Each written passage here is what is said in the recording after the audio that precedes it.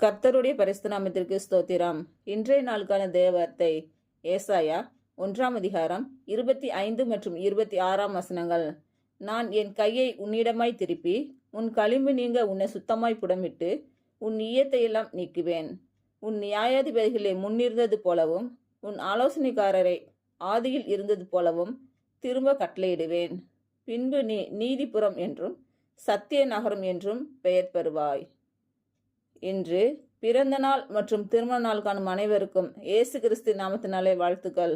கர்த்தர் உங்கள் பலவீனங்களை மாற்றி உங்களுக்கு பலத்தை கட்டளையிடுவாராக. கர்த்தர் உங்களையும் உங்கள் பிள்ளைகளையும் உங்கள் பிள்ளைகளின் பிள்ளைகளையும் ஆசீர்வதிப்பாராக.